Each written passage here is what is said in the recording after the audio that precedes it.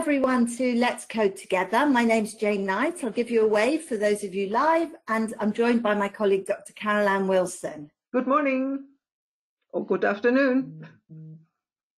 The first slide explains that MEDRA came about in the mid-1990s. It was an ICH initiative, and the activities of the MSSO, who maintain and distribute MEDRA, are overseen by a management committee with representatives from both the regulatory authorities and the industry across all ICH regions. The next slide is a copyright that the material you're going to see today is the property of ICH, as is MEDRA itself. So we don't make the slides available, but if you quote anything, you must acknowledge that it came from this session. We would like you to join us. We like this to be a workshop as much as we can. So we use the questions panel to ask questions or comment. But sometimes we may not all agree on the term that should be selected. And in the interest of time, we need to agree to disagree. We can't, unfortunately, take requests to code specific verbatim terms for you today in the session, but there will be an opportunity at the end in one of our polling quick questions for you to propose new examples for consideration, but please make sure these are of general interest and not too specific to your therapeutic area. This is how you can join us with the polling. So this is a voting application that you can give your opinion on how to code specific terms. The easiest way is to scan the QR code using a mobile phone. This will allow you to join directly to the polling. If the other alternative is to open a browser, either on your computer or your cell phone, and in the URL bar, you type in polev.com, nothing else, just polev.com, and you then enter my name, Jane Knight 855. You can see that on the screen. That will link you. I'll do it myself while we're here to make sure it's all working fine. So I'll just give you a moment to do that. There we are. So you can see there the details. If you lose it, just let us know through the chat and we'll show you the QR code again. So the first one, where are you joining us from today? I'm based in the UK, in London actually at the moment. So let's see, we've got someone in North America, welcome. Someone in South Africa, welcome there. Lots in Europe. We in Canada there? Philippines, lots in Europe. No one in India so far today. I know we've got Russia. Someone else in Africa. Caroline, how's your geography there? Probably. We got anyone in Egypt? Do you think that could be Egypt? It's very hard on the screen. So welcome, wherever you are in the world. I always feel this is a great privilege when I see this map to be able to do these sessions. Welcome. This is the demo password that you can use for the web-based browser if you don't have any other credentials. The password will be valid until Friday of this week. You can access the browser from the MEDRA homepage. Top right-hand corner, there's a quick link that I've highlighted for you. And there's your username and password. If you forget it, Caroline's going to kindly put it in the chat for us. It already. Sometimes when we code, there isn't an exact match, and sometimes there may be more than one possible approach. Even the points to consider document offers us options in places. Sometimes it's a matter that we understand terms differently. And so what we need to do is to represent events by a best approximation.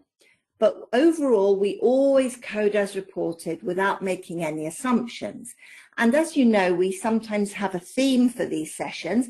And Caroline and I were talking earlier, and I think our theme for today is that a lot of the terms we're going to show you, when coding them, we would ideally want more information about the terms, but unfortunately, we don't always have that opportunity, as you know, in real life, to get the clarification that's needed, and we do need to make the best approximation. So today we've got a group of terms which in many cases we would like to get more information, but where there's not opportunities, we'll share with you what we think might be some of the terms you could consider.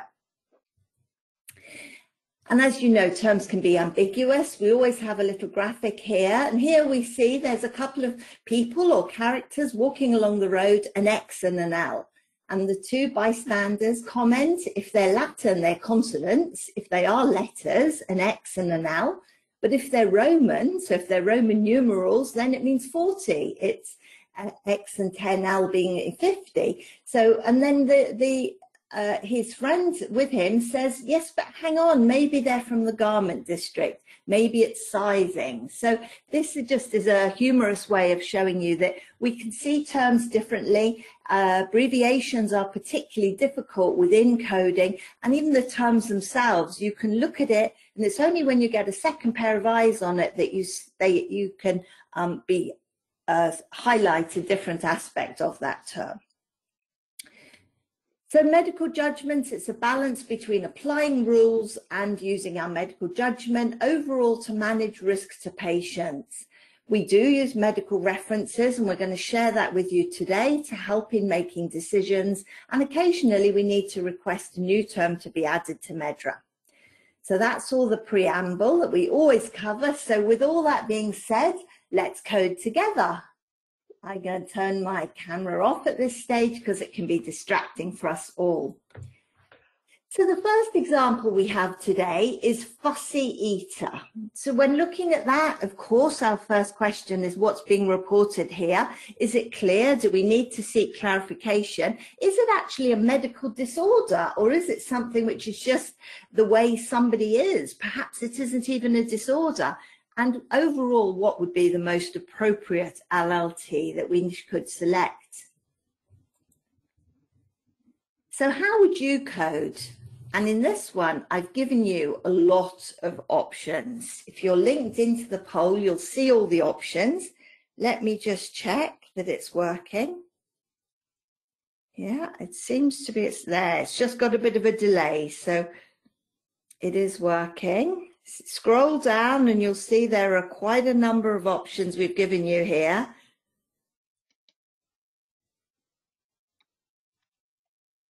I'll give you a moment because there's a lot to take in and consider. Do you think it's an eating disorder? Do you think it's an aversion to food, a fear of eating, refusal of food, or refusal of diet? Two terms there that look quite similar. Do we know if it's an appetite problem or reduced food intake? Let's see what we've got, where your thoughts lie. Oh, a lot of you think it's an eating disorder. Some of you think it's a selective eating disorder. And orthorexia, this new term that was quite recently added to MEDRA there, orthorexia. Jane, could you show the QR code again? Somebody is not able to join with the credentials. There we are. It's on the screen now. Right, so I'm going to lock the poll and let's see where we, is that enough? Hopefully that's enough for you to have scanned it. And so let's see what our final choices are where you've voted. Eating disorder is a very popular choice, and selective eating disorder, roughly split between those two as the main choices. A couple of you have gone for food aversion or food refusal, and somebody's gone for decreased appetite and orthorexia, 1%. So let's, oh, I've gone back. No, there we are. So let's have a look at some references. Well, this is a reference from the DSM manual, the 5th edition, which says that eating disorders are characterized by a persistent disturbance of eating or eating-related behavior that results in the altered consumption or absorption of food and that significantly impairs physical health or psychosocial functioning. Now that, to me, what jumps out to me there is the fact it's persistent. And our report saying fussy eater suggests it is something that's characteristic of the person. So it would be, I'm happy that it's suggestive that it's persistent. What I'm not so sure about is this detail that it significantly impairs the physical health or psychosocial functioning. We don't necessarily know that. Somebody can be a fussy eater or picky eater, we might say, but they're still perfectly healthy and work and psychosocially functioning. They don't have an eating disorder in that way. They're just fussy. We've probably all got friends that we feel, if we invite them round, we think, oh, I better make sure the food's suitable because they're a bit fussy with their food. So now I'm not sure that it is, based on this, I'm not sure it is an eating disorder. This is where my mind is going. When we tried online to find references for fussy eating, we found this, which is something from one of the trusts in the UK and in Scotland, actually. And it explains that many children and young people go through phases of refusing meals or being picky with food. It could be a normal phase of growing up, and it doesn't necessarily mean that they don't get enough nutrition to grow and stay healthy. So you can be a fussy eater or a picky eater without having an eating disorder. And that's sort of where my thoughts were after the first reference. So I'm taking you now throughout our own thought process after first seeing the term. So let's browse Medra. I'll go to the website, open the browser just as you would. And I'm going to search here for some of these terms that we saw. So the two that you selected eating disorder and selective eating disorder. So let's have a look at where these are placed. So eating disorder, there's the LLT for it. We can look at the hierarchy. It's an appetite disorder, eating disorder. If I put my cursor on the preferred term, we can see that it's primary to the psychiatric disorders. There's the placement under the eating disorders not elsewhere classified grouping. Selective eating disorder is also here in the list. It's also a PT with the same, no, it's got slightly different placement. It's primary to the psychiatric disorders, but it also has a link into metabolism and nutrition disorders on that one. And I did, which I haven't brought along, but I did actually do some research into the selective eating disorder and what the references, what were used when it was added to Medra. And that one actually was a rewording of the DSM concept of avoidant and restrictive food intake disorder, which is also known as selective eating disorder. It tends to be a childhood issue, where children avoid certain foods. Commonly, they grow out of it, and it is something which is found in the DSM-5 classification. So on my research there, although I agree with you that it looks like they are being selective in their choice of food, where I was concerned was that it makes it into a diagnosis, it makes it into a disorder, or a diagnosis which is actually something within DSM, and that concerned me. I didn't want to be diagnosing or choosing anything there. So that's one of the things I thought of. We can look up eating. We can see I don't think fear of eating would be one I would consider because there's no mention of fear of eating. There's no mention that their appetite is decreased, only that they are being selective in what they choose to eat. And we don't know the result. We don't know whether they have had a reduced food intake or an inadequate diet as a result. So that leaves us with food refusal, food aversion, diet refusal, and orthorexia nervosa. So let me talk a bit, because I think it's quite interesting, the world we live in. Orthorexia is a new term, been quite orthorexia, but recently added to Medra. What this one actually means, let's look at the placement of it. It is a PT, it's within eating disorders, and for those of you who may not be familiar with it, it means the person is overly obsessed with eating healthy food, healthy to the extreme, or in terms of the environment, being good for the environment, and it can be such an extreme that they may be obsessed with cleanliness with the food or where it's come from, and it becomes a problem that they become obsessed, and it restricts their intake and their health as a result. So that one, we haven't been told that, but I think it is an interesting term. So let's have a look at the refusal terms.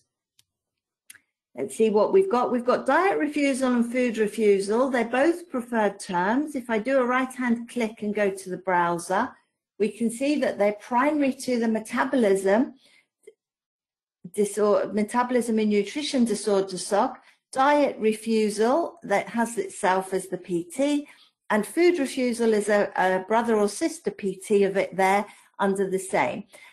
And I have to say, based on the fact these to me indicate a behavior that the patient, we don't know their age, we don't know if it's a child, so we know that they are refusing certain foods, declining certain foods, not necessarily all food.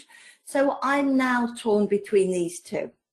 I did some research, which you can do through the web CR tool, looking at the rationale that was given when these two terms were added, and the difference between them, based on what our medical team considered, was that food refusal is an unwillingness to eat any food, whereas diet refusal is an unwillingness to eat certain types of diet or certain types of food. So based on all of that, let's go back to our slides. The learning points are that we would search MEDRA for all the possible LLTs, really think broadly, and you can see how many we had in our poll, just to show how many could be considered. Distinguish between eating problems or difficulties from actual eating disorders, so the behavioural description versus an actual diagnosed condition. Review the case. If you do have any more information, consider if it is in a child. Do you know any more that can help you to explain why they're being like this or being fussy? Are there any other symptoms related to it or any other adverse events? And overall, I would choose diet refusal, but this is based on the limited information that we have provided in this term. And it's not having any more information about the case, the patient, or the ability to clarify. So, Carol Ann, can I ask you, do we have any questions? Yes, we have one question. If we would know already that this is a child, would selective eating disorder be okay then?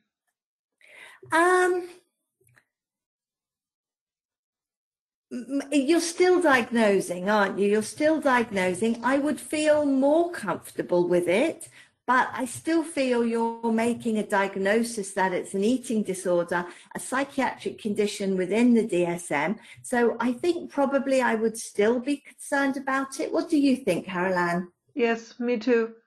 Yeah, I find the diet refusal, it's more general. It does not contain a disorder, a disease term, so to say. It's not reflecting a disease or disorder, so it's not making a diagnosis. Thank you. So I'll move on. If you've got comments, please send them in. Just one additional comment. Somebody is asking, how can we have access to the history of MEDRA terms and what the rationale was when they were added? This may be interesting for others as well. Okay, so if I go back to the website, you should now be able to see the MEDRA website. If you look under how to use, there's a whole page dedicated to change requests. This is around how you can submit proposals for new terms to be added to MEDRA or changes to the current hierarchy. On the right-hand side, you see that there are some documents helping you here, and one of them is a link to the actual tool. And it's quite fortuitous that this tool has just this week been updated. We have a brand new, in fact, I haven't even been into it myself yet. So it's the new web CR tool. And when you go into this, you can look at, luckily it has worked for me. It looks slightly different. It's more streamlined, cleaner front of it. There's all my details. Okay, it's asking me to save my details. There we are. So now you can actually look along the top here. One of the options is to search the change request history. When you click on that, you can enter terms and we can see, does refusal, let's look up refusal. I'm not sure if we need wildcards on this. We used to, I can't remember. I know my colleague told me all about it. I'll put them in just to be sure. We probably don't need them, I would think, with the new one. Search for that. Let's see what we get.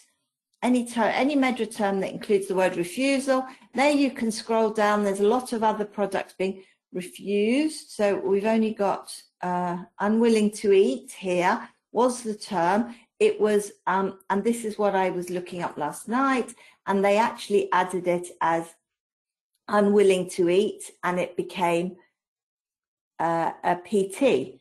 The discussion that took place, so when I looked, because I looked internally as an MSSO member of staff, I could see the discussion that took place, and the discussion also referred to the diet refusal term and the fact that they decided to keep them both at PTs for the reason that I just gave you, that one is complete unwilling to eat, one is just diet. But here you can get some of the rationale through the tool here, and this is how you can look up the history of the terms. We have another comment here regarding the diagnosis and refusal difference. Even knowing this is a child, psychiatrically concerning behavior it is a normal step of their development. Why would the code be wrong? Yeah. So Antje raised it. Well, I think you explained it in detail, that we would rather prefer, I think food refusal would not be wrong, but we prefer to have the food refusal. We consider this a better term because it's not as broad as the others. I would go for diet. I would focus on the behavior that's being described, not a diagnosis. So even if we knew it was a child, I wouldn't necessarily say they have a selective eating disorder. Just because, so I think that was your question. Why, even though I know it's a child, it's part of normal development, why would I not choose a psychiatric condition? I'm just reluctant. I'd rather code as reported. It's a behavior that's being reported, and that's what I would focus on. Selective eating disorder would almost, if I had the second choice, that would be where I would edge towards next rather than some of our other terms. But if I knew it was a child, but I still would rather focus on the behavior that's reported and not making a diagnosis. This was all. Thank you, Jane. Thank you. So my second one is burning sensation in bladder. So here are the symptom and anatomical site clear. Well, we know it's the bladder. Do we know which bladder? With burning sensation, can we assume it's the urinary bladder? The likelihood is it would be. And burning sensation, it would be quite a common symptom in the urinary bladder. Do we need to seek clarification? Well, let's see as we go along and what would be the most appropriate LLT. How would you code this one? Burning sensation. Is it a pain or a discomfort? Is it actually a symptom of cystitis, cystitis-like symptom? Or would that be diagnosing again, the same as we've just discussed? Is it burning micturition or voiding of urine? Is it burning when they pass urine, or is it burning in the bladder at another time? What would we do here? Or is it irritable bladder? That's my thinking. These are all the options that rush through my head when I see a verbatim term. So we've picked them out for you and put them on the slide here so you can select. I see we've got 40 of you voted so far.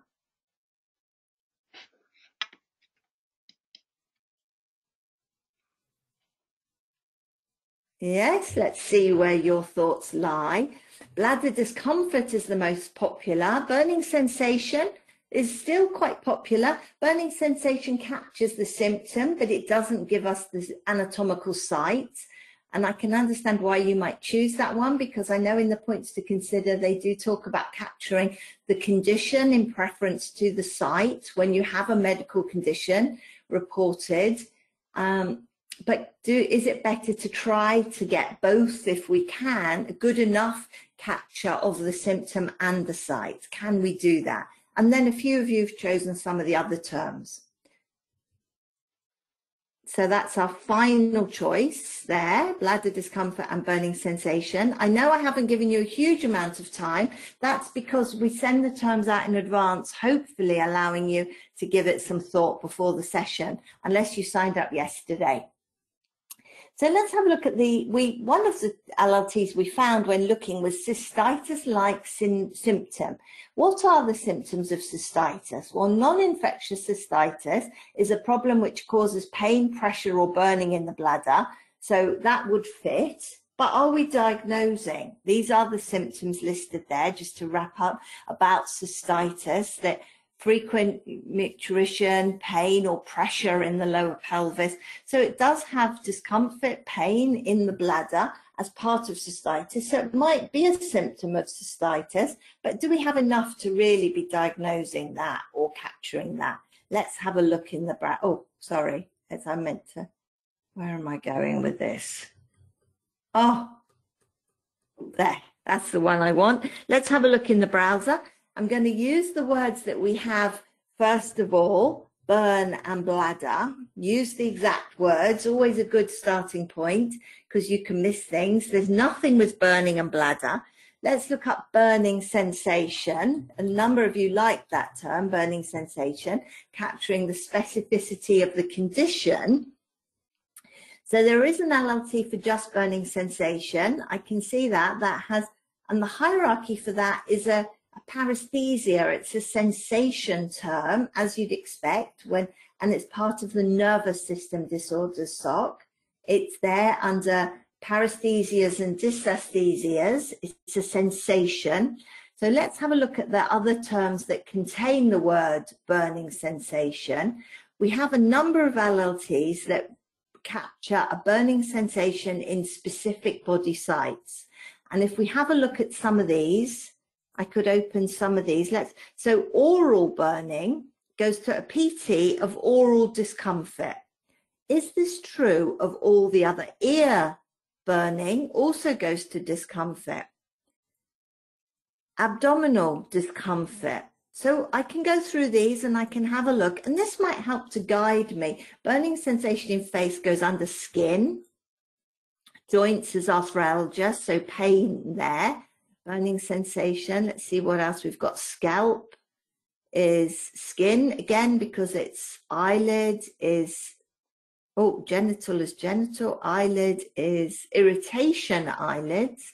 So you see the difference. So generally, we're looking at either discomfort being the PT, mostly. It's discomfort at the PT level being the concept that represents a burning sensation at a specific site, or there's a couple which capture irritation at the PT level, or some of them with pain, like we saw with arthralgia and some of the other terms. So I could go through a number of these and we'll see there's a lot of them there. So those are the three. When I looked through them earlier, it was either a choice or at the PT level. And this is going to help inform me with my choice of LLT.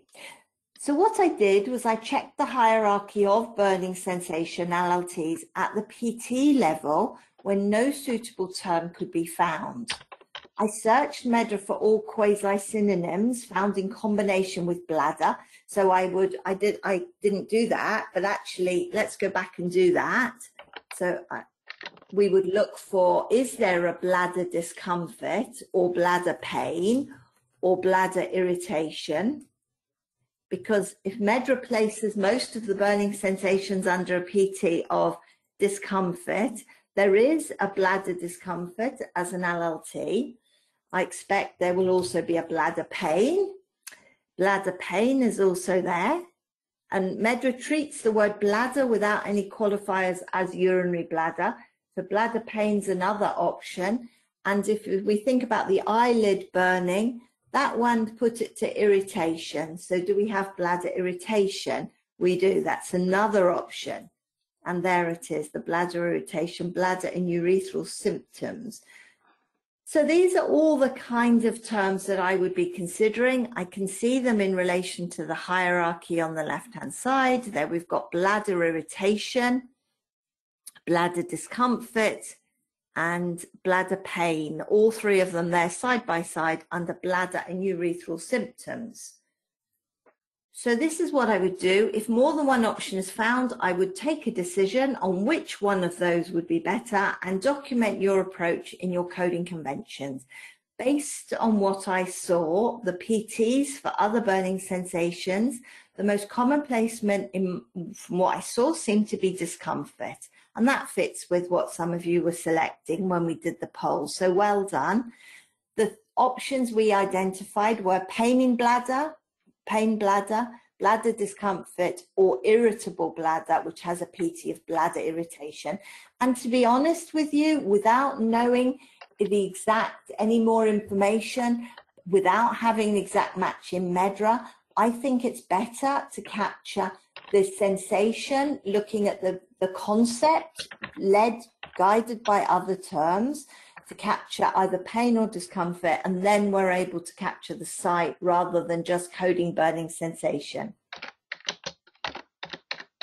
Any thoughts on that, Caroline? I can hear you typing away furiously, so you're chatting with somebody. Yes, but they are not, they are already addressed by you, all these questions. We had one additional question that relates to the fuzzy eater still. And it was quite an interesting question. Can we use the same rationale if verbatim is skipping meals after COVID infection? Oh, no, Yeah.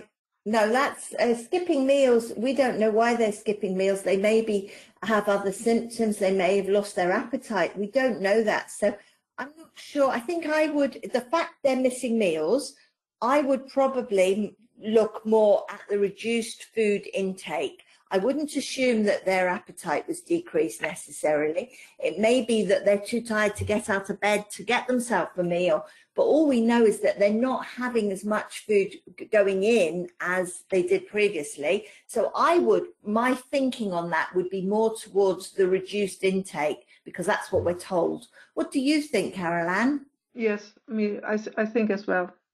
I agree. It's rather it's an appetite disorder or an appetite issue when skipping whole meals, I would assume. Yeah. Okay, so with that, Caroline, I'm going to hand over to you Another now. one. Sorry for that. We get many questions today. Can we split code bladder discomfort and burning sensation? You could if you want to. You'd need to make sure that you link them up, and it's very clear when you do your analysis that the burning sensation does relate to the bladder. If you think about you're putting these LLTs into your database, someone's going to come along and do searches, and if they use SMQs or they build queries, what you don't want is it to be confusing and it gets picked up, that it almost looks like two events and you're picking up the burning sensation. But of course you could. You've always got that option to split code as an option.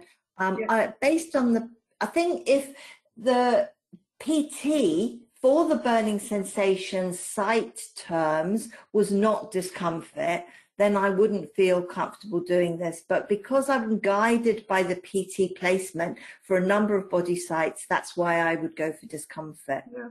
And this also answers one of the other questions, because Rafi is saying that based on the points to consider document for MEDRA term selection, the event information generally has priority. But we saw in MEDRA itself that many of the burning sensation LLTs were grouped under PTs that reflect both the organ system or the organ itself plus discomfort, pain, or irritation. Yes. Yes, that's right. But you're right, Ravi. Thank you for highlighting it. Absolutely, we agree with you. The points to consider does say where you have a medical condition, you prioritize the condition over the site.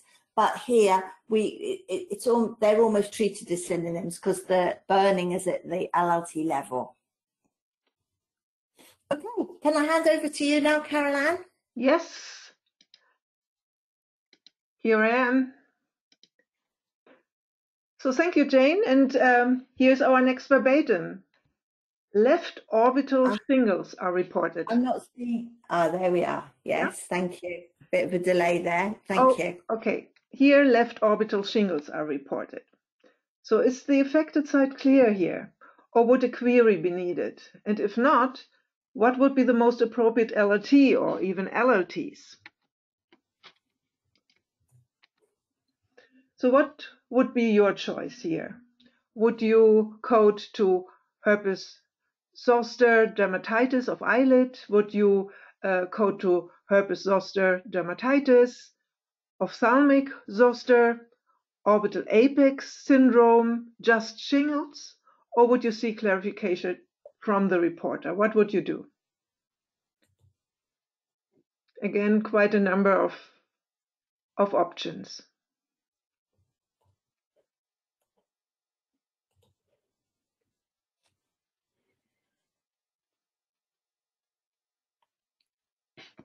See that many of you have voted already.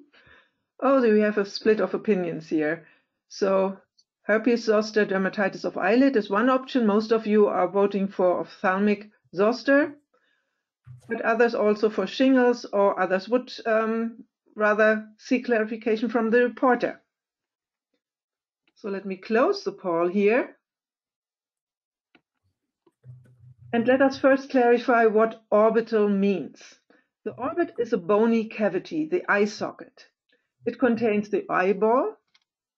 Here's the socket, so it contains the eyeball itself together with the extraocular muscles, which are responsible for the movement of the eyeball and the superior eyelids, and several cranial nerves which supply the eye and its structures are also in the eye socket. And these are the optic, the oculomotor, trochlear, trigeminal, and abducens nerves. And the eye socket also contains blood vessels supplying the eye. So quite a number of anatomical structures. Question is whether our verbatim left orbital shingles describes a herpes zoster ophthalmicus, or whether our verbatim describes something else. Herpes zoster ophthalmicus involves the ophthalmic division of the trigeminal nerve. It is characterized by cutaneous erythrovesicular rash along the nerve path, and you see it here on this photo, preceded by lancinating pain usually. And it is accompanied by conjunctivitis and sometimes also by keratitis, scleritis, iridocyclitis, uveitis, and some patients also suffer from glaucoma and blindness due to retinitis. And you see that the eye is affected in this patient as well. But when searching for orbit and zoster in the internet, one can find references indicating that herpes zoster ophthalmicus may rarely lead to additional neurological complications, the so-called orbital apex syndrome. It involves a dysfunction not only of the ophthalmic nerve, but also the oculomotor nerve, the trochlear nerve, and the abducens nerve.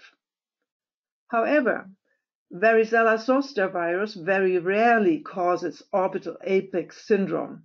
In the vast majority of patients, it is caused by a variety of other, either inflammatory, infectious, neoplastic, traumatic, and vascular diseases.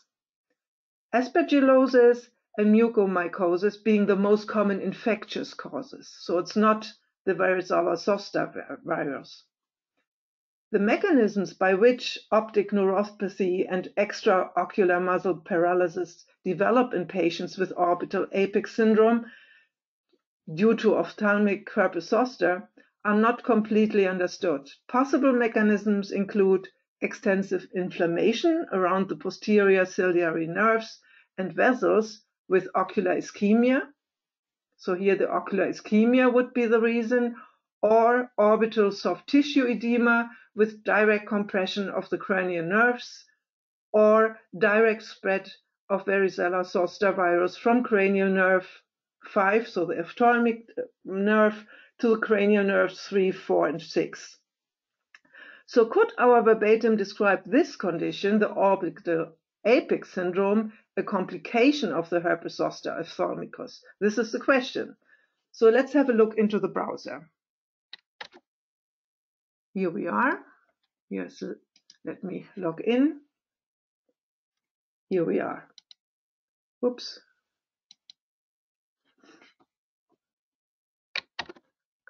Lost it.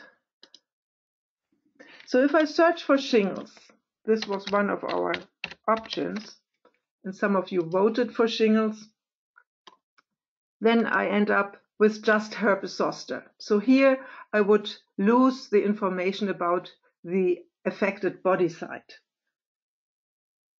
So if I now try to add orbit to the shingles in order to capture the body site, I don't find anything.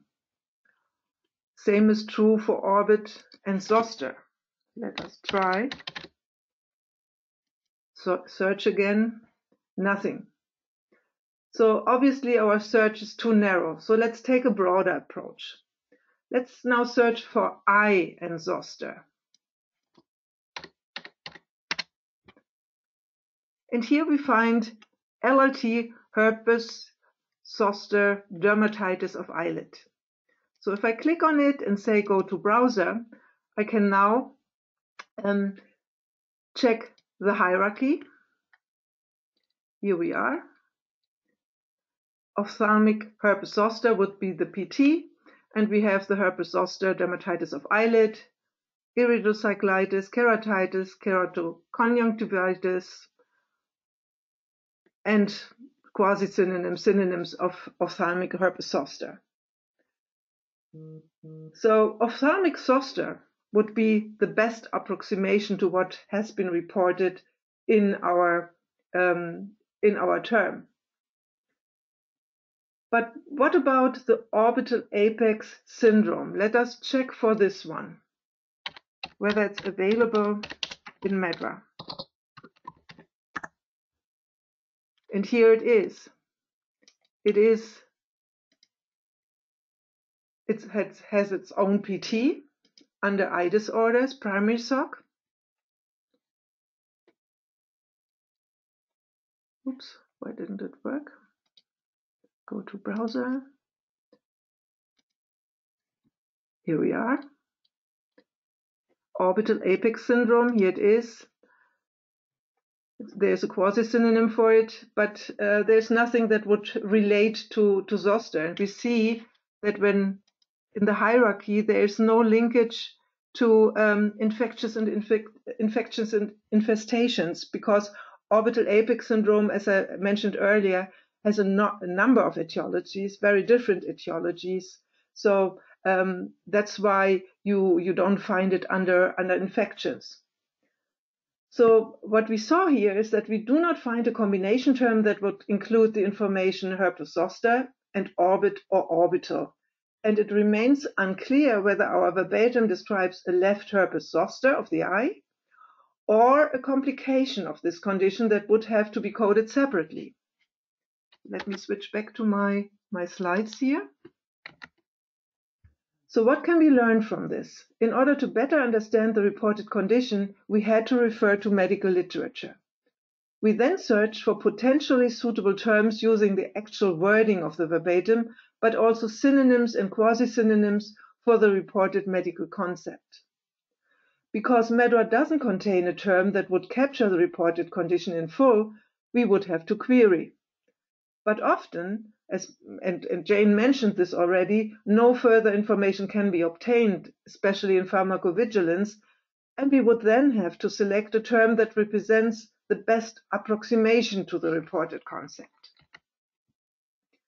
So our final suggestion is to query to clarify whether ophthalmic zoster or any orbital complication of ophthalmic zoster is meant here. But if no clarification can be obtained, we would assign LLT ophthalmic zoster under PT ophthalmic herpes zoster. Because Dorland's definition of herpes zoster ophthalmicus includes extraocular muscle palsies, meaning that the definition of herpes zoster ophthalmicus is broader, does not only include the ophthalmic nerve, but also other nerves contained in the eye socket. So it includes additional structures in the eye socket. And this is also reflected in medical literature, where the involvement of structures such as the oculomotor nerve and the abducens nerve are considered signs and symptoms of herpes zoster ophthalmicus. So meaning that we are on a safe path when selecting this LLT here. With this, we would at least capture the specific infection and the affected body site.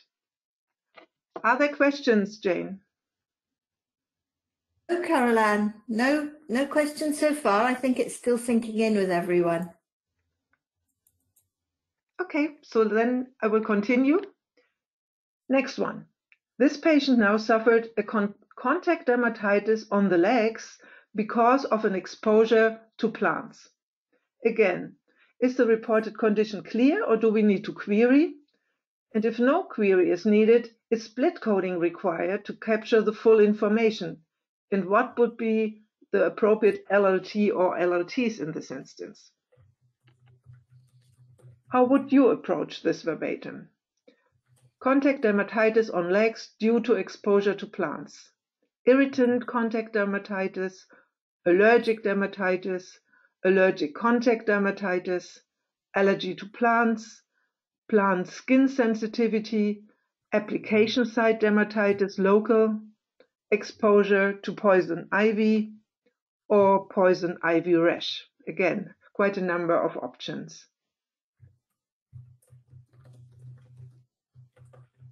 And I see that many of you are voting already. Let's look at what you're going for. Irritant contact dermatitis is the favorite here, but also allergic contact dermatitis and plant skin sensitivity. So these seem to be the favorite choices. So let me close the poll. Here we are. Let us first get more clarity about the reported condition. Here a screenshot from the DermNet website, a very useful website when searching for more information on skin conditions in the internet. A plant dermatitis or phytodermatitis may manifest as irritant contact dermatitis, allergic contact dermatitis, or phytophotodermatitis. In the irritant contact dermatitis, this is a form of a non-allergic skin inflammation that is caused by contact with substances and or environmental factors that injure the skin and damage the skin barrier. Common skin irritants are water, soaps, sanitizers. Occupational irritants can include wet work, detergents, solvents, acids, adhesives, and topical medications such retinoids may also cause irritant contact dermatitis with long-term use.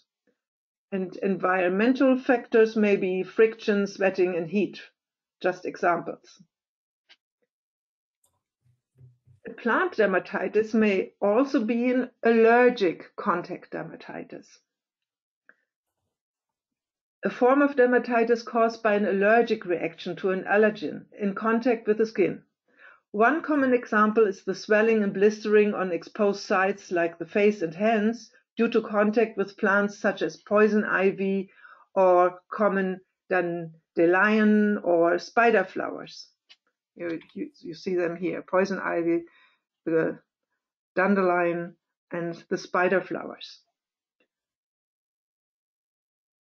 And plant dermatitis may also manifest as phytophotodermatitis. Here it is. And this is a skin reaction that occurs after a natural photosensitizing chemical within a plant sap or fruits become smeared onto the skin, and there's a subsequent exposure to sunlight. So now let's see what we can find in MedWA. So these are the options of the plant dermatitis based on etiology.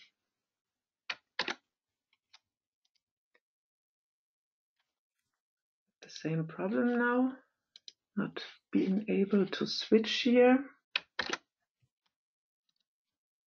Here we are. When I enter dermatitis in plant,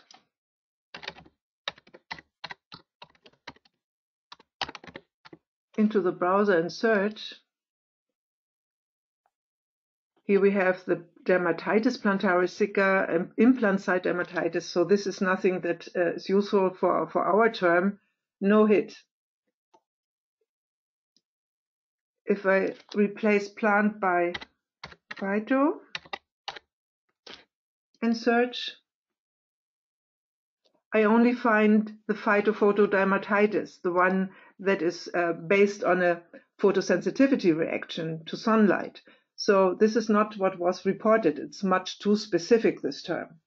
We don't know what kind of etiology this dermatitis, contact dermatitis had.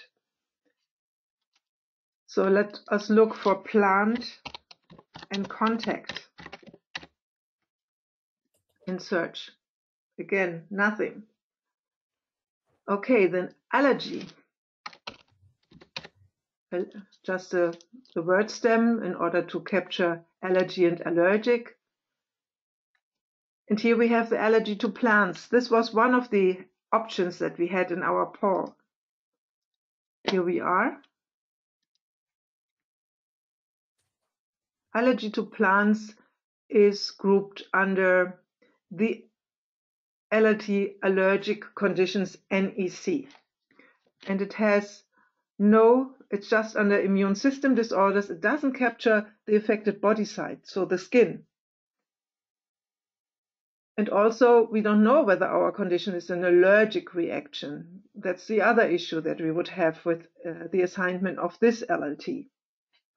Now, the basic diagnosis that was reported was the contact dermatitis. So let's look for the contact dermatitis and see whether we find some more specific terms under the related PT. Here is the LLT contact dermatitis. Right mouse click, go to browser. Primary SOC is SOC skin, so we are on the right path. We are capturing the affected body site here. We have the dermatitis, and we have the information that it's based on direct contact. And when you look into these, this PT here and look at the LLTs underneath, we have the contact dermatitis, contact eczema, all different bandage allergies. So we have allergy terms underneath. We also have the, where it is, dermatitis irritant contact underneath. So obviously this PT, dermatitis contact, is a more broad PT that does not only contain allergic terms that relate to allergic reactions, but also is much broader, also contains other irritation conditions on the skin based on contact with an allergen. So let us look whether we find something more specific for our specific term. And we find plant skin sensitivity. So here the etiology of the condition is captured, the plant, we have the skin, and we have it's grouped under dermatitis contact. So this one seems to be suitable. The other options were application site dermatitis local. So this would not be suitable, this LLT, because if you look into the MEDRA concept descriptions, here they are, you see that the application site for the purposes of MEDRA is considered an application site to be the surface that contacts a topical medication in the form of a cream, lotion, or patch. It does not pertain to other methods of drug delivery. So this term, application site, only relates to drugs or combination products like drug patches. So this would not be suitable, and the same holds true for the LLT exposure to poison ivy. This would be much too specific. We don't know what type of plant caused the contact dermatitis. So let me switch back here. From what we just saw, LLT plant and skin sensitivity is the most specific term we can find. It is grouped under PT dermatitis contact, the diagnosis we were provided with, and it also includes the information about the causative agent, the plants. But does this LLT, plant skin sensitivity, imply an allergic condition? Because this was not reported. We don't know whether the contact dermatitis has an irritant, non-allergic etiology or an allergic etiology. And we can reassure ourselves when looking into the door lens. The words sensitive or sensitivity do not imply an allergic reaction. They just describe an abnormal response to a stimulus. Only the term hypersensitivity relates to an allergic condition. A sensitive skin is more prone to reactions such as redness or itching or irritation due to irritants, like in our case, plants. So sensitive does not imply an allergic reactions. It's a broader term. So again, we had to refer to medical references to better understand the etiology of the different types of contact dermatitis caused by plants. And for finding a suitable term, we had to look into the MEDRA hierarchy under PT dermatitis contact to find the most specific LLT, capturing both the reported skin condition and the causative agent. Our final suggestion is to code to LLT plant skin sensitivity. The PT name captures the reported skin condition, the contact dermatitis, and also the causative agent, the etiology, the plants. Any questions, Jane? We've just had a couple of suggestions. We had comments that some of our audience thought dermatitis contact or contact dermatitis was the best option, not to make any assumption, which is in line with what you're saying. And then we had a suggestion, could we choose the LLT contact dermatitis together with other eczema due to plants, in brackets, except food?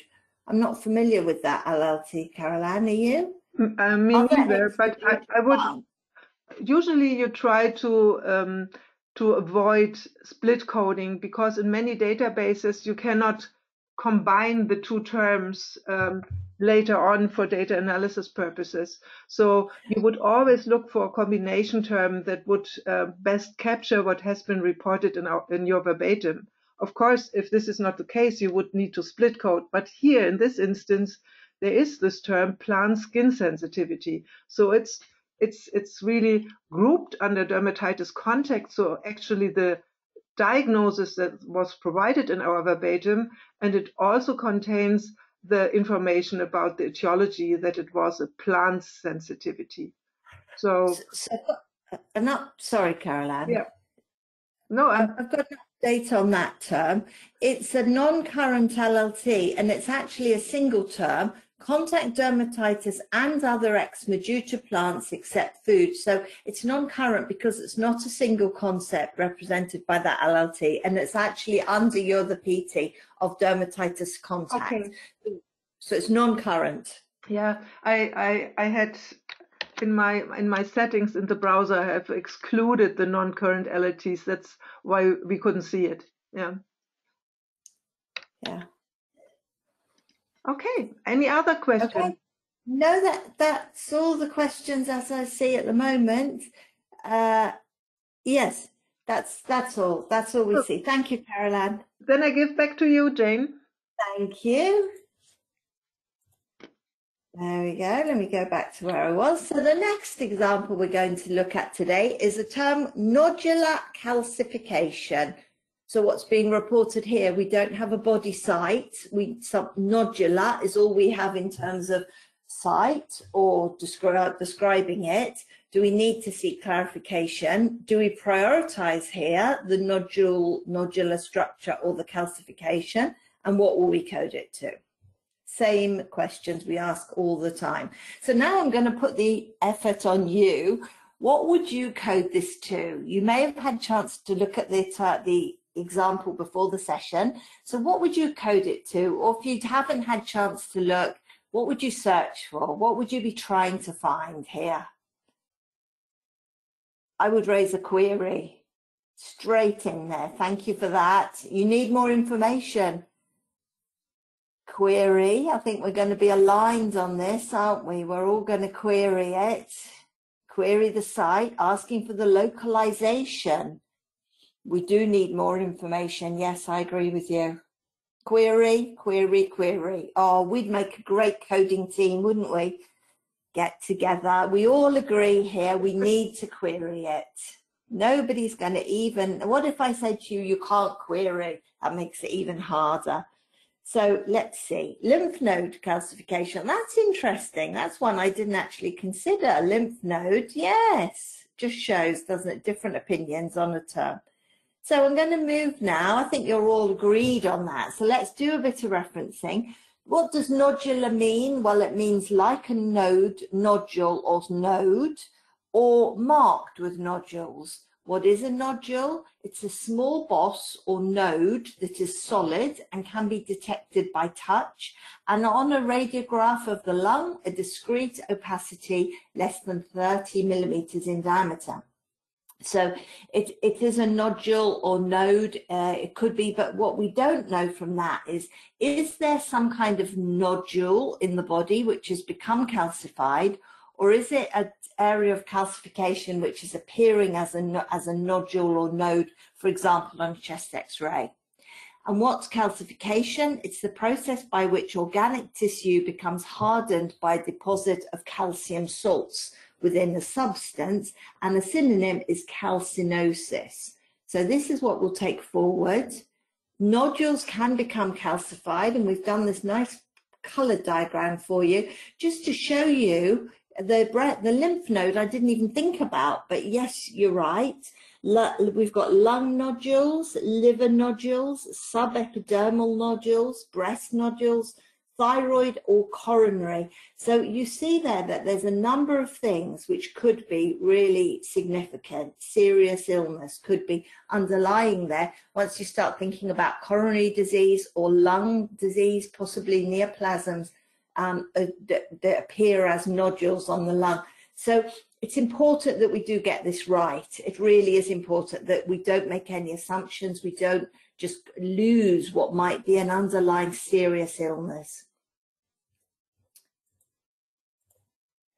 So let's browse. I think we're all agreed on this one needs clarifying, but let's just have a quick look here. I'll look for node, nodule, and calci, see what we get, just to see if there is anything in there. We've got calcified lung nodule, lymph node, which was the one somebody suggested, and thyroid nodule. So let's look at the hierarchy for these two. They go to lymph node calcification and thyroid calcification, calcified lung nodule, calcification again. So let's just have a look at the word calcification and see if there's a general term, assuming we don't always manage to get more information. I think we're all agreed we'd like to query it. I too would like to query it. So what have we got? We've got calcificate, all of these calcification terms, all very site specific. Is there something more general? There's tissue calcification, NOS, not otherwise specified, with a PT of calcinosis. So just general tissue calcification. It doesn't tell us an awful lot, but if we do need a place for this term urgently, or if we can't get any information, that might be something that we think about, because we can't find anything that captures node or nodule, and we don't know the site. We can't assume it's thyroid or lymph or any other body site. So I'll go back. The learning points is that we do consider whether it's calcification of a pre-existing nodule or calcium deposits which are nodular in appearance. You might have more information about the patient and their other conditions. We investigate and understand possible causes of calcification, and some of these are potentially very serious. So we do not assume anything, and we clarify the exact location. This is paramount. If no further information can be obtained, we would have to assign a vague term because we don't have any information. We cannot assume the body site. So I've underlined it to emphasize how much I agree with all of you. It is important to clarify the affected body site. And if no clarification can be obtained, we would assign the LLT tissue calcification not otherwise specified with a PT of calcinosis. We don't normally select NOS terms, but on this occasion there wasn't the option to have an LLT without NOS. So any questions on that one, Carol Ann? I've covered that one quite quickly because I think you were all on board with me, and in the interest of time I thought I might be able to squeeze another example in. Yeah, so there's no questions, seems to be fully clear, Jane. Good, I thought so. Everyone's aligned with us in the poll. My next example is sensitive upper stomach right. So is this one clear? What does sensitive mean here? We've talked about sensitivity with the skin. What are we talking about now? Sensitive upper stomach. Again, do we really know what's happening, or should we clarify? I'm not clear, I have to say, at first reading of this, what's being reported here, what's being intended. So what are we going to code it to? Well, Dorland's defined sensitive as being able to receive or respond to stimuli. Carol Ann shared some of this with us earlier. And hypersensitive is the connection with allergens, as we saw before, and abnormally increased sensitivity. So I don't think we're saying it's hypersensitivity or allergen here. That's not what goes relevant. Sensitive might be response to stimuli, whatever that stimuli may be. And then it makes me think about tenderness. When they say the abdomen is sensitive, do they mean it's tender to touch? Tenderness is an abnormal sensitiveness to touch or pressure. So it might be something that's reported following and physical examination on palpation, for example. How would you code it? Is it sensitive skin? Is it touch? Is it hyperesthesia? Abdominal tenderness, liver tenderness, stomach discomfort, back to our discomfort term again, or would we seek clarification? What would you do?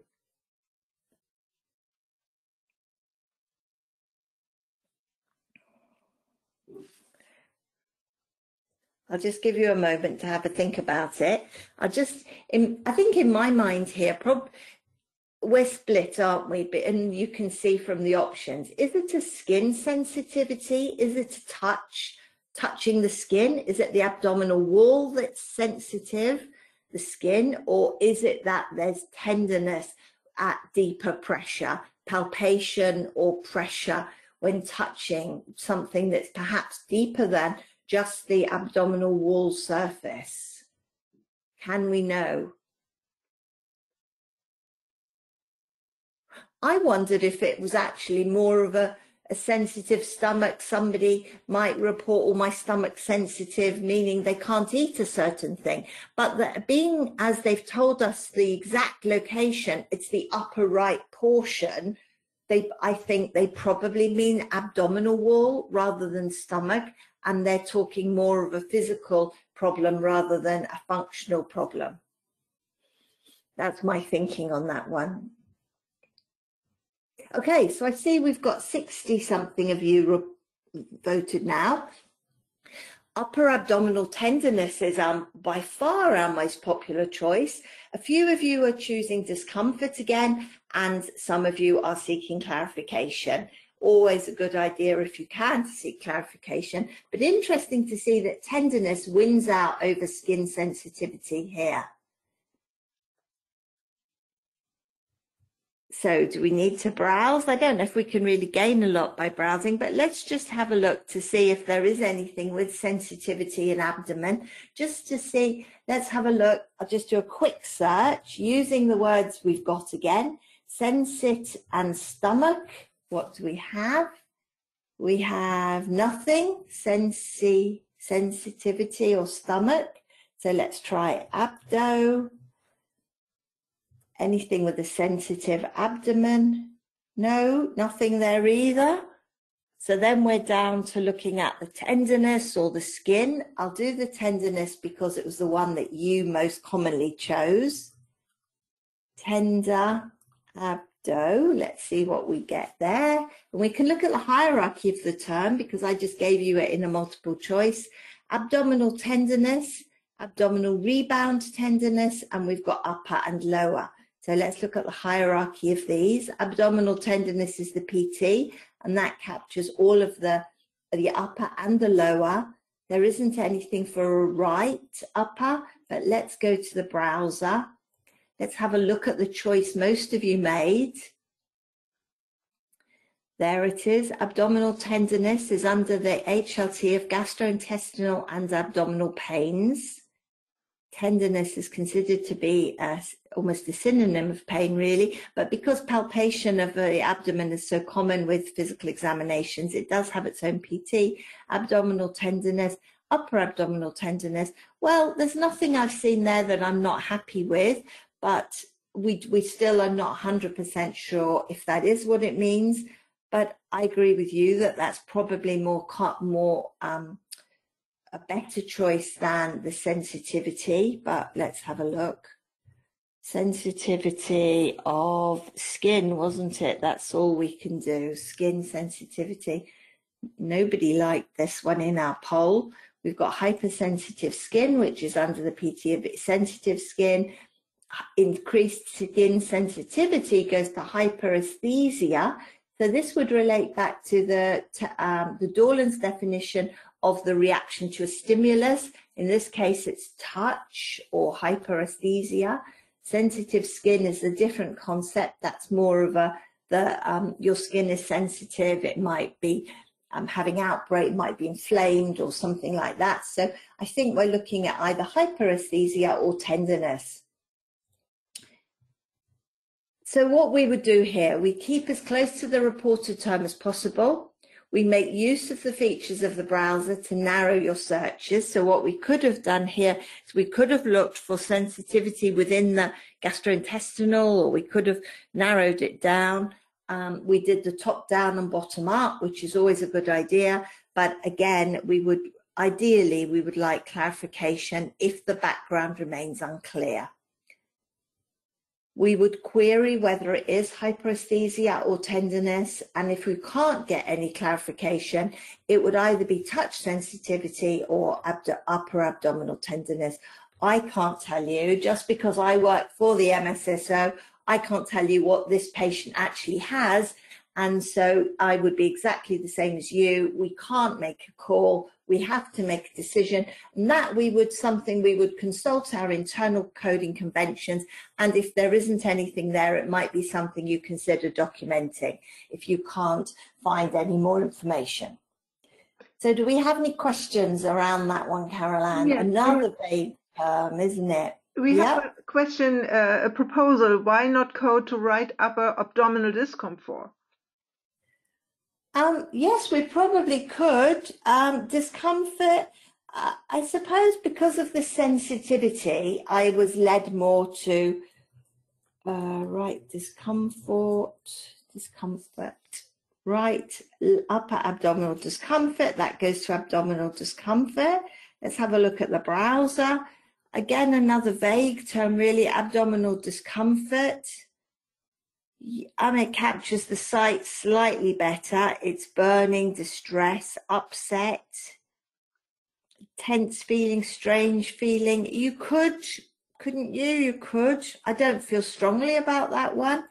I probably would have gone for the tenderness, I suppose, rather than the touch on the surface.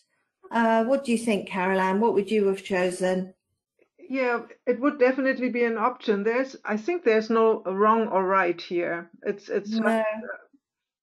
If you don't get, we would need a clarification. If we don't get a clarification, it's always an assumption that we have here. We are making an assumption. This one is a bit more vague. You're perhaps making less of an assumption with this one. So it's an option we could have included on our slide. Thank you for pointing it out. And the nice thing about it, as you say, is that we do get the right upper abdominal site. Yeah, Yeah, I'm and happy with it as an option as well. Could have been added to our slide here. yeah.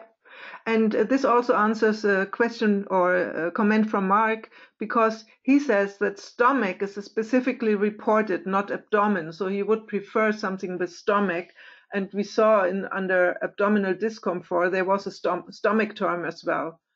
Yes, that's true. That's a really good point, Mark. Thank you. Yes, I agree.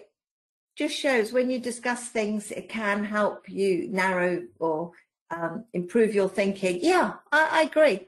I think, yeah, on reflection, I think that probably is a good choice. Good. Right. Well, Carol-Ann, I make it 10:15 here in the UK, so I think I can hand over to you for some more. Yes, I will. We always send out more than we cover in these sessions, and I know we're often asked to extend the sessions, but we'll do what we can to fit at least one or two more in. So, do you see my screen now, Jane? Not quite. Yes. Okay. So our next patient suffers a strangulation of the bowel, causing ischemia in the umbilical hernia. So is this reported condition clear, or do we have to query again? And what would be the most appropriate LLT or LLTs here in this instance? Strangulation of the bowel causing ischemia in the umbilical hernia. How would you approach this verbatim? Incarcerated umbilical hernia, strangulated umbilical hernias, gangrenous, umbilical hernia obstructive, bowel ischemia. So would you split code, or would you seek clarification from the reporter? What would you do?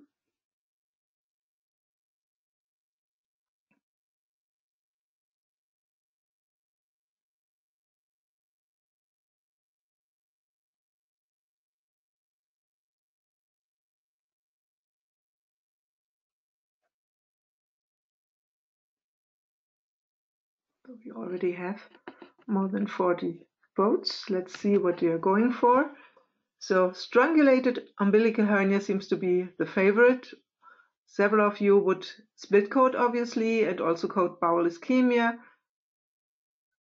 Umbilical hernia obstructive is another option. Some also vote for gangrenous umbilical hernia. So let's see. Let's close it and look into some literature. Our verbatim describes a complication of an umbilical hernia. So what type of complications can occur? First, a hernia can get stuck, so can get incarcerated. If the bowel is incarcerated, an intestinal obstruction can develop. An incarcerated hernia can also be associated with reduced blood supply, causing ischemia. It is then called a strangulated hernia. This then is a surgical emergency and must be treated urgently because the compromised blood supply might lead to necrosis and gangrene. And in addition to what is described on this website of the Cleveland Clinic, a perforation or rupture of a hernia may also occur. So let me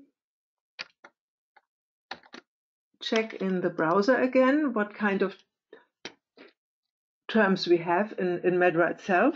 So if we look for umbilical and hernia, we see that we have a number of terms here. Congenital is not correct. This was not reported. We have the incarcerated umbilical hernia. That's a separate PT. We have the strangulated umbilical hernia, again a separate PT, different medical concepts as we saw on the website of the Cleveland Clinic. We have the gangrenous umbilical hernia, again a separate concept, and we have the perforation here as well. And in addition, we have the obstruction, umbilical hernia obstructive. So all the concepts are, so all separate medical concepts, all of them are represented in MedRA. when we look into the strangulated umbilical hernia and look for the hierarchy, we see the primary shock is, of course, gastrointestinal disorders based on manifestation site, but it also has a linkage to shock vascular disorders, because a strangulated umbilical hernia, as we saw before, is always associated with an ischemia. And this ischemia can also lead to gangrene. And if I look into this one here, you see that first of all, it's of course infections and infestation is now the primary shock, because this always has priority. And we have secondary linkage to the manifestation site, gastrointestinal disorders, but also the ischemia leading to gangrene is represented by a secondary linkage to vascular disorders.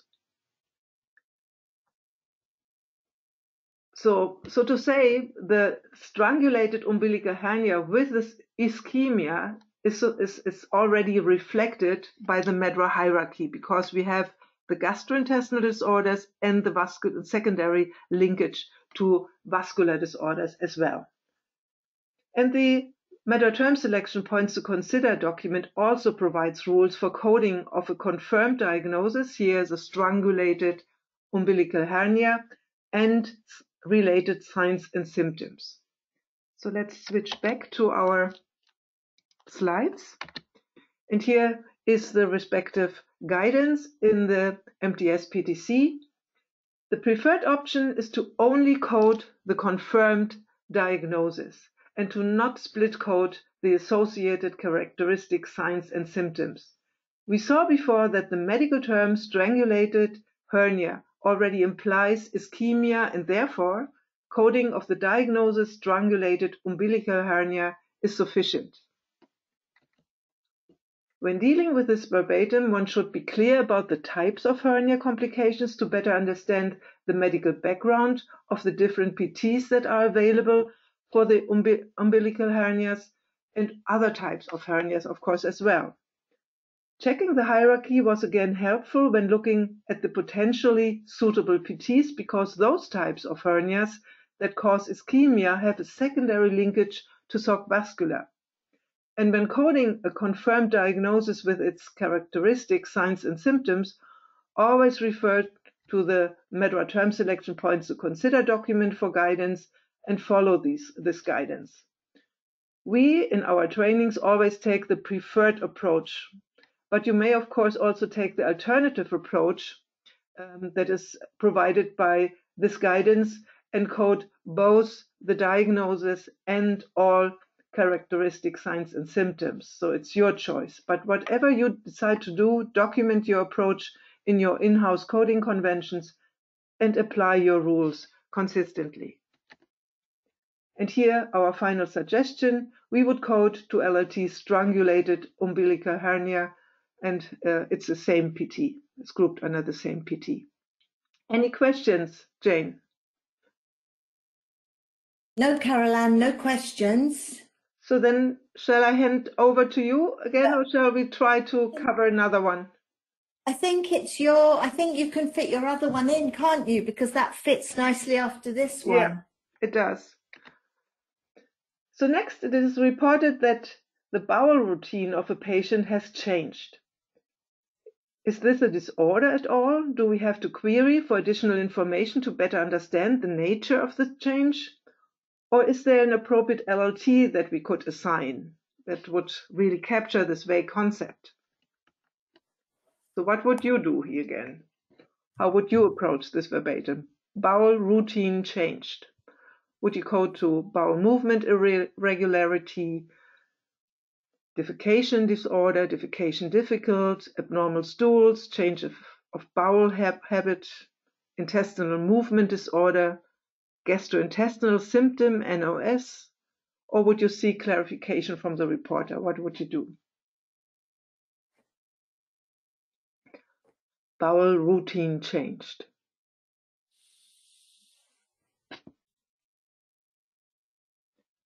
Let's see what you're going for.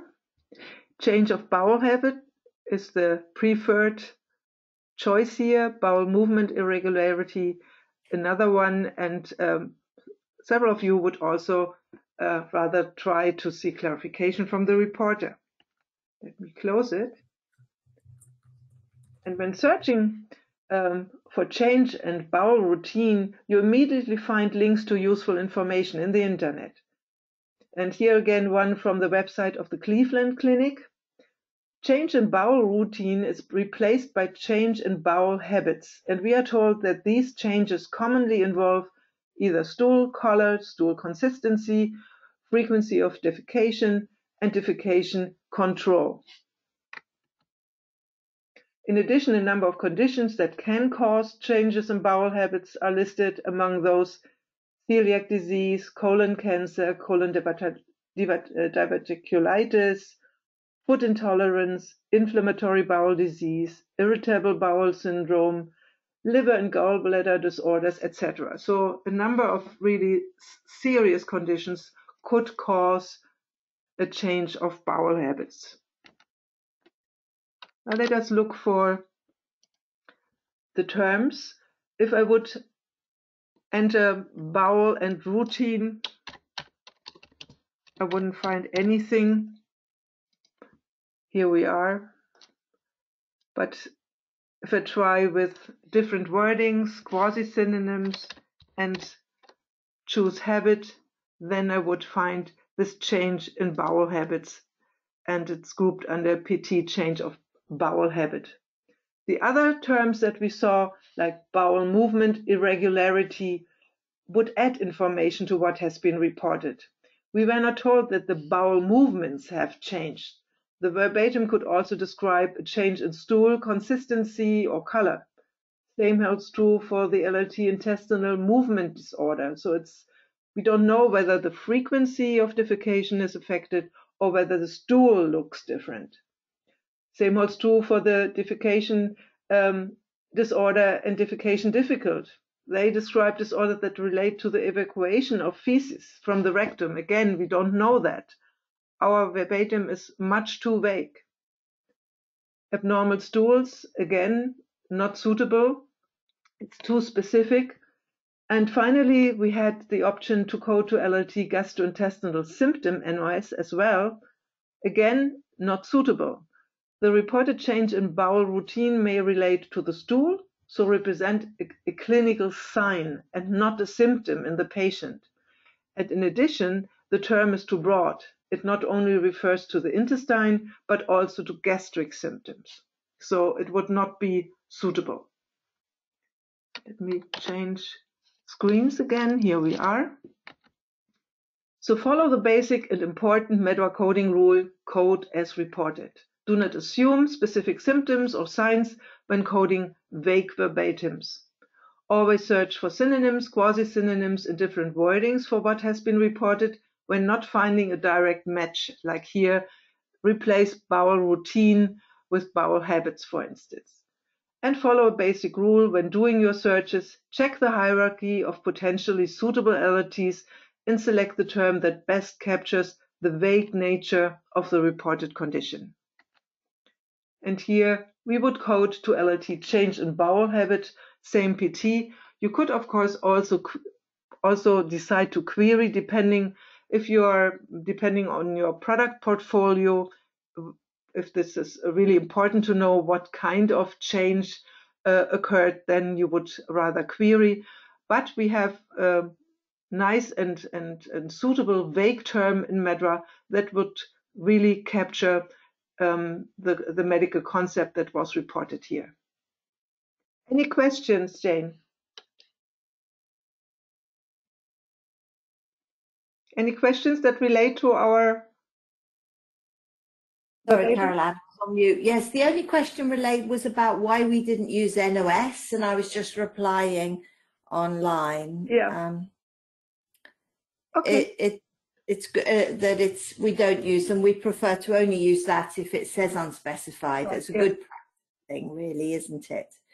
So thank you, Caroline. That's the only question so far. Oh, hang on, one more. Bowel dysfunction is also vague. Couldn't you code to that? Bowel dysfunction. We don't know if it's a dysfunction of the bowel. It could just be a stool change. based on a liver disorder or a gallbladder disorder, for instance. It must not be a dysfunction of the intestine itself. Thank you, Caroline. That's all the questions, so I'll take it back. Yes, please. There we go. So now we just come to, so I realized that we have two more examples which relate to interactions, and this was a request from somebody. So I'm sorry that we haven't got round to those two today. In the interest of time and respecting everyone's time, we try not to overrun on these sessions more than a few minutes, but we will carry those over to our next session, which will be early in the new year. So please do come and join us again in the new year, and we'll carry on with those two examples which related to interactions, as that was a specific request that we had. And if you have other ideas, then you've got the option coming up any minute to tell us what you'd like us to cover in the new year. Isn't that crazy? It's the end of the year coming up already. So here, just to remind you that Caroline and I have been doing these now for several years, and we've got quite a list of sessions. So if you enjoyed it and you're new to the sessions, you can come along, you can watch them on YouTube. You don't get a certificate then, but you can watch the examples. You can zoom through to the ones that you're most interested in. The examples in each session are listed in the description of the recording on YouTube. And also on our website, we have an index document which lists all the examples that we've covered over the past few years. We've categorized them according to maybe the speciality of medicine, or you'll have a look. And they're also grouped by date. So you can scroll through, and if there's terms that you're interested in, you can actually focus on the exact recording that's of interest to you. And then here is the survey. Your poll now should show you a quick instant survey. This is an additional one that Caroline and I like to, is it work? It seems to. If you're doing it. Yep, good. It's just a bit slow for me.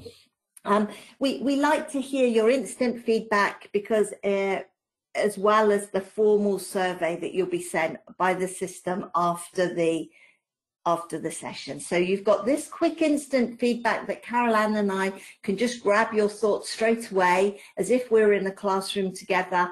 Tell us what you thought of the session, give us your thoughts for future topics, and we've got this instantly we can work on straight away. And if you have other comments that you want to share, you will have a formal survey that comes, and that's what goes with to our training manager for review of all your comments at the end of the session. So with that, I'll let you do your survey. We're slightly just a few minutes over time, but thank you so much for your attention today and for your participation in the polls. It's always lovely to see such a large number of you at these sessions and to see familiar names coming up time and again. It's always a pleasure. Thank you, Caroline, for your collaboration on these sessions. We really enjoy these. Yes, always nice to work together on these examples. And I see we're getting some feedback, which is great. Thank you for that. So with that, I'll let you do your survey, say goodbye. And as it is the last one of this year, wish you very happy end of year holiday and look forward to seeing you in the new year. Thank you all. Bye-bye. Bye-bye. Stay safe, everyone. Bye-bye.